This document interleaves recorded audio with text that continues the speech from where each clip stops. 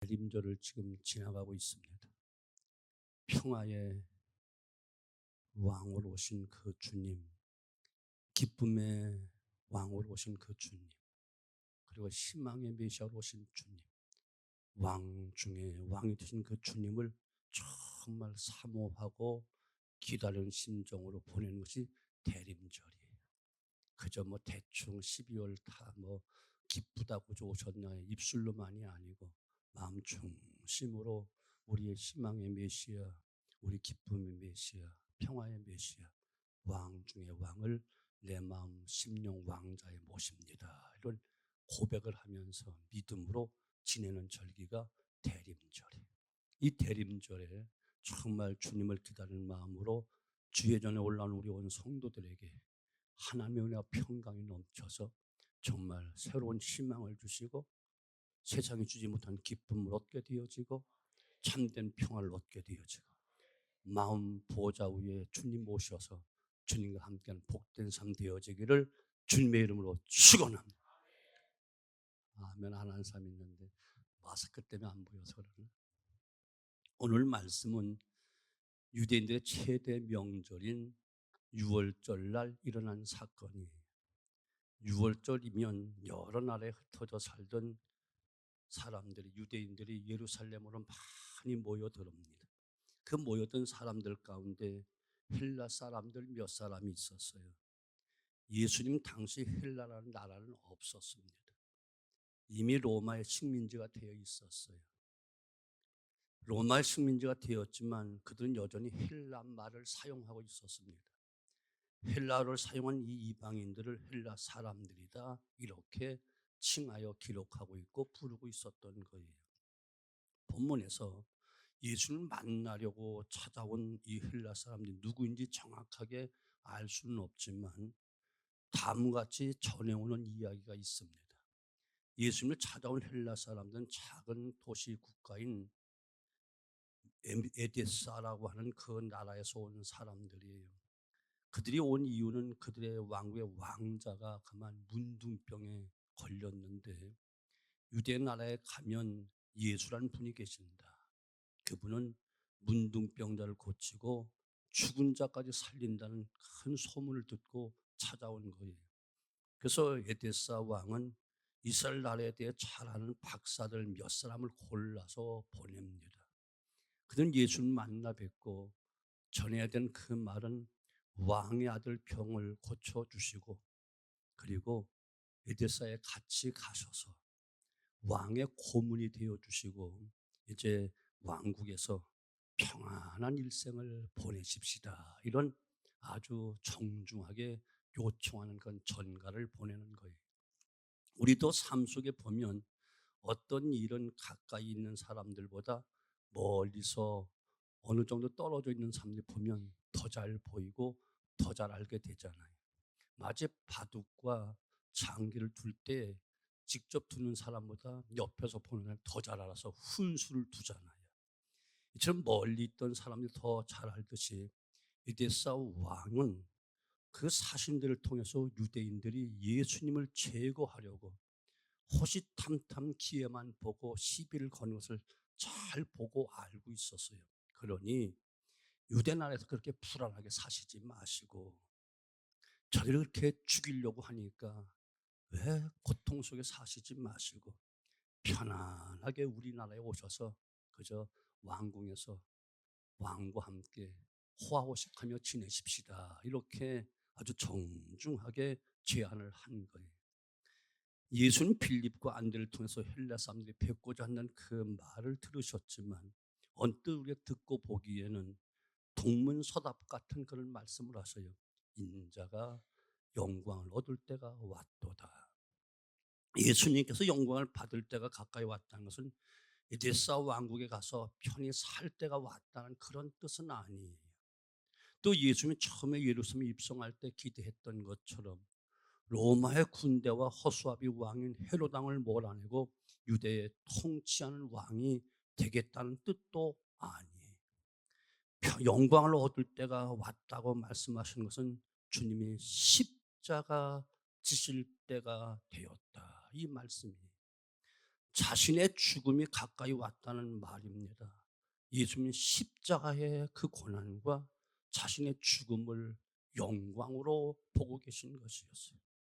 땅에 떨어져 썩어져가는 한 알의 밀알처럼 떨어지게 되겠지만 예수는 땅에 떨어져 썩어가는 밀알로 보신 것이 아니고 그 썩어진 밀알에서 새로 열리게 될 더 많은 열매를 보고 계신 거였어요. 예수님은 십자가와 영광을 같은 것으로 보고 계신 거예요. 한 알에 썩어질 밀알로 보신 것이 아니고 그 밀알을 통하여 또 풍성하게 새롭게 맺혀질 아름다운 열매를 보고 계신 것이었어요. 그러므로 예수님은 십자가의 고난을 받을 때에 영광을 얻을 때가 왔다 이렇게 말씀하시는 거예요. 예수님이 얻을 영광은 이 세상의 왕들이 주는 그 어떤 명예와 안락한 삶이 아니고 십자가를 침으로 말미암아 얻어질 영원한 영광을 우리 주님 말씀하고 계신 거예요. 여기 또한 인자라고 하는 말은 예수님 자신을 지칭할 때에 사용하는 특별한 말이기도 합니다. 사신들은 엘사 왕국에 가서 유대인들의 그 위협으로부터 벗어나서 평생을 왕의 고문으로 평안하게 살자고 제의했지만 예수님은 십자가를 생각하고 계신 것이었어요.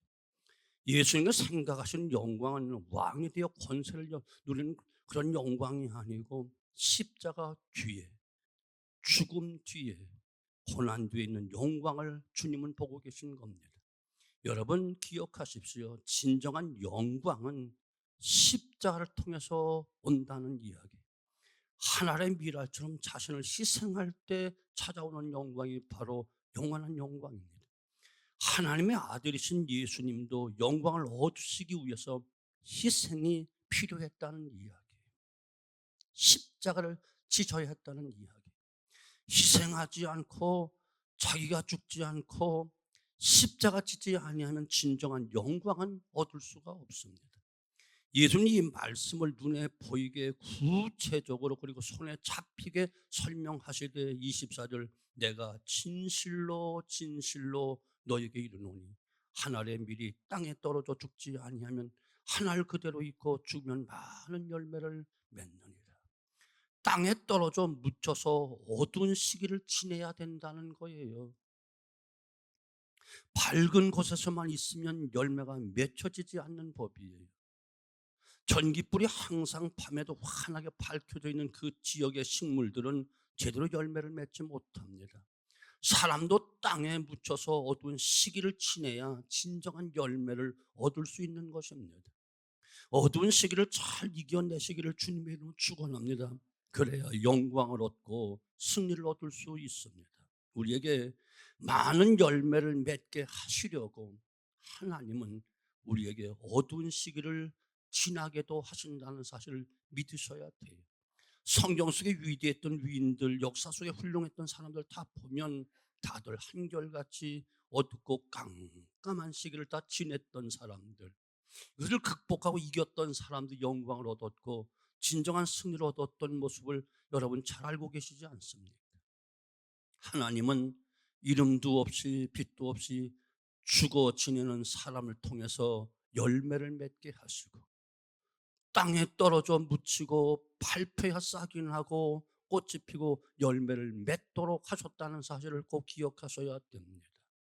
우리가 흔히 보는 나무도 뿌리가 깊고 단단해야 바람이 불고 비가 와도 넘어지지 않습니다. 여기에서는 중요한 진리를 발견하게 되지요. 먼저 가장 위대한 능력, 가장 큰 능력은 견딜 수 없는 상황을 견뎌내는 능력이 가장 큰 능력이요 위대한 능력인 거예요. 예수님이 우리에게 주신 진정한 능력이 무엇인가요? 이 땅에서 번성하는 능력 아니에요. 이 땅에 돈을 많이 벌고 이름 날리는 그런 것 아니에요. 그런 능력은 예수 믿지 않는 사람들 다 일반적으로 주었어요. 견딜 수 없는 상황에서 견딜 수 있게 하신 그 능력, 이것은 오직 주님이 믿는 사람들에게 살아나는 자들에게 주신 놀라운 능력인 것을 여러분 꼭 믿으시기를 주님으로 축원합니다. 아무리 둘러보아도 돌파구가 보이지 않고 앞길이 깜깜하고 깜깜하고 어두워도 낙심하지 않고 불평하거나 원망하지 않고 괴로운 그 시절을, 그 시기를 잘 견뎌내는 능력, 이것을 성도들에게 허락해 주셨다는 거예요. 이것이 진정한 능력이요, 위대한 능력이 되는 것입니다. 찰스 스터드라는 분이 있는데 100년 전에 영국에 살았던 사람으로 부잣집 아들로 영국의 명문대 캠브리지 대학을 졸업하고 만능 스포츠맨으로 인기가 있었던 사람이에요. 그는 그 모든 것을 다 포기하고 선교사로 나갑니다. 중국에 선교사 나가서 15년 동안 선교 사역을 감당했어요. 얼마 후 아버지가 돌아가시자 전 재산을 신학교와 고아원에 다 기증을 합니다.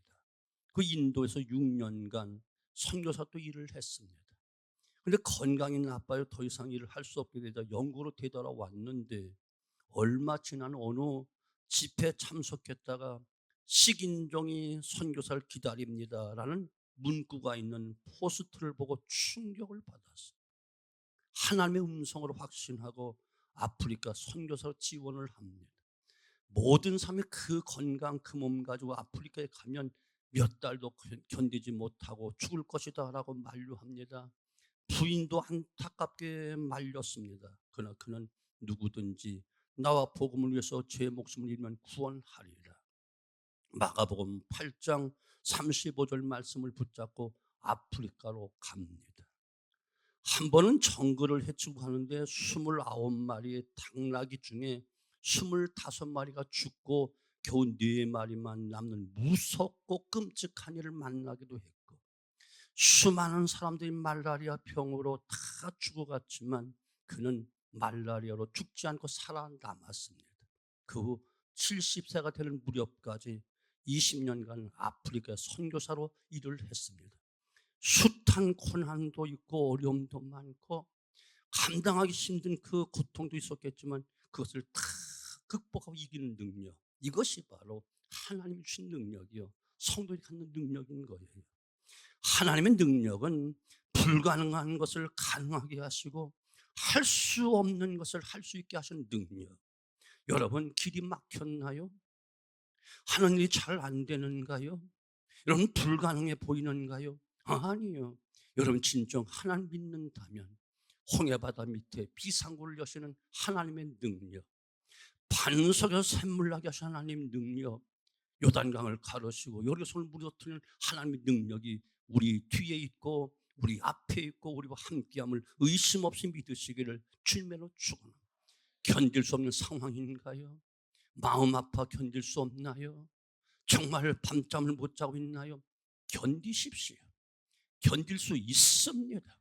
왜요? 주님이 주시기 때문에.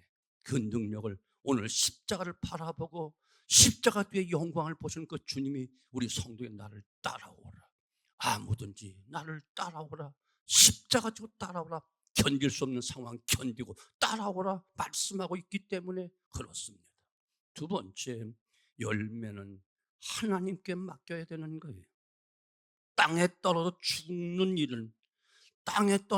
일은 바로 내가 할 일이지만 여기서 싹이 나고 꽃이 피고 열매를 맺게 하는 것은 하나님이 하실 일이기 때문에 그렇습니다.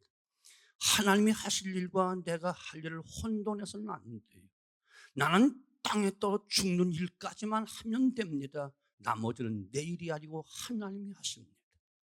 싹이 나고 꽃이 피고 열매를 맺게 하실 분이 하나님이시라고 믿고 그 일을 하나님께 맡기지 못하면 아무도 하나님의 미랄이 될 수가 없습니다. 그런데 우리는 땅에 떨어지기가 무섭게 나를 알아달라고 아우성을 칩니다. 땅에 떨어져 아직 썩지도 않았는데 영광을 얻으려고 합니다. 열매는 땅에 떨어진 밀이 완전히 썩어져서 새싹이 나와야 되고 꽃이 피어야 되고 열매가 맺혀야 되고 열매가 연그러야만 되는 것입니다. 우리의 모든 삶은 이와 같이 다 하나님께 맡기라고 말씀하고 계셔요. 가는 길도 맡겨라, 그 목적지에 도달하게 할 것이다. 너희 짐을 내게 맡겨라, 내가 가볍게 해줄 것이다. 염려 다 맡겨라, 내가 해결해 줄 것이다. 내 행사를 다 내게 맡겨라, 그럼 이루어질 것이다. 맡기라고 말씀하고 계십니다. 그러기에 욥기 13장 10절 나의 가는 길을 그가 아시나니 나를 단련하신 후에 정금같이 나오게 하실 것이다. 욥의 사람, 인내 사람 욥, 신앙의 의인되었던 욥은 이와 같이 맡기라고 정금같이 나올 것을 확실하게 믿었기에 그는 그 믿음대로 정금같이 나올 위대한 의인이 되었고 하나님의 사랑을 받는 위인이 되었음을 여러분 의심 없이 믿게 되어지기를 바랍니다. 맡기십시오. 짐도 길도 염려도 행사도 맡기십시오. 내가 가지고 될 일 하나도 없습니다. 맡기면 주님이 이루시고, 맡기면 대신 져주시고, 맡기면 길 인도해 주시고, 맡기면 모든 것이 이루어지는 놀라운 은혜를 입혀 주실 줄로 믿습니다. 마지막 한 가지, 이 영광의 길을 가는 사람이 꼭 기억해야 될 것이 있습니다. 십자가의 길이 영광의 길이지만 그 길을 가는 사람에게 두려움과 불안이 찾아옵니다. 희생하는 것이 영광이에요. 영광을 얻는 비결이며 죽는 것이 사는 길임을 알고 있어도 희생과 죽음 앞에 서면 우리는 여전히 불안하고 두려움이 밀려옵니다. 예수님 하나님 자신이었지만 우리 같은 육신을 입고 세상에 오신 분 아니겠습니까? 우리가 똑같은 인성을 가지시고 우리가 똑같은 속성을 가지고 계셨습니다. 그러므로 예수님조차도 하나님의 미랄이 되어 땅에 떨어져 죽는 그 순간이 괴로운 시간이었어요. 지금 내 마음이 괴로우니 무슨 말을 하리요? 아버지여 나를 구원하여 이때를 면하게 하여 주옵소서. 그러나 내가 이를 위해서 이때에 왔나이다. 27절 말씀이죠. 이 말씀은 어쩌면 예수님께 정말 어울리지 않은 그런 말씀 같습니다. 주님 자기 자신의 죽음이 하나님의 뜻을 이루며 자신의 영광을 얻으며 하나님께 영광을 돌린 길이라는 것 잘 알고 계셨습니다. 그러나 그 고통 앞에 서니 십자가의 문턱에 서니 마태복음 26장 38절 내 마음이 매우 고민하여 죽게 되었다, 이런 고백을 하고 계시는 거예요. 이 말씀은 예수님의 완전한 인간의 특성을 지녔다는 것을 이야기하는 거예요. 십자가 뒤에 영광이 있는 줄 알지만 그 영광을 위해서 겪어야 했던 그 고통의 무게도 주님은 알고 계셨다는 겁니다. 그래서 말할 수 없는 십자가의 고통과 번민이 밀려와서 내가 고민하여 죽게 되었다.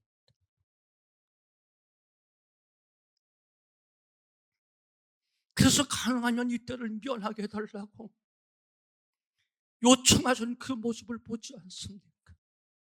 하지만 주님은 자신이 십자가를 지기 위해서 이 땅에 오셨다는 사실을 잘 알기에 아버지께 순종함으로 십자가를 향해 담대하게 걸어가시지요. 여러분, 부활의 영광은 반드시 십자가의 죽음을 통해서만이 얻는 영광임을 믿으셔야 되는 거예요. 고난 없는 영광은 없습니다. 하늘의 밀이 땅에 떨어져 죽지 않으면 열매는 없습니다. 죽어야 열매가 맺힙니다. 이것을 우리는 잘 압니다. 하지만 죽고 싶어하는 사람은 없습니다. 땅에 떨어져 밟히려는 사람은 없습니다. 왜요? 쉬운 것이 아니니까, 고통이니까. 희생하는 길이 승리하는 길이고 죽는 길이 사는 길이고 십자가의 길이 영광의 길이라는 것은 잘 알고 있지만 지식만 가지고 희생할 수는 없습니다. 죽을 수가 없습니다. 십자가를 질 수 없습니다. 예수님도 희생을 위하여 십자가의 죽음을 앞에 놓고 잘 감당하도록 아버지 하나님께 간절히 기도하지 않습니까? 땀방울이 땅에 떨어지는 핏방울이 되기까지. 왜 그렇게 하셨을까요? 예수님께서 우리에게 모범을 보이신 일 아니겠어요? 하나님이 도와주시지 않으면 아무것도 안 된다. 작은 희생도 할 수 없다. 작은 십자가도 질 수 없다. 그래서 기도가 필요하다. 기도해야 된다. 이렇게 말씀하고 계신 것이지. 신앙생활은 반드시 희생이 따라야만 합니다. 시간을 희생하지 않으면 진정한 예배를 드릴 수가 없고요. 육신의 희생을 통하지 않으면 선한 일을 할 수가 없고요. 땀을 흘리지 않고 남의 물건을 들어줄 수가 없고요. 하나님의 일을 해도 선한 일을 해도 육체의 피곤이 찾아옵니다. 마음이 우울해질 때도 있습니다. 눈앞이 깜깜할 때도 있습니다. 그러므로 여러분, 내가 하나님의 일을 하기 때문에, 희생하고 헌신하는 일을 하기 때문에 항상 내 마음에 소망만 넘치고 기쁨이 충만할 것이라는 것을 여러분 잊어버리십시오. 그렇지 않습니다.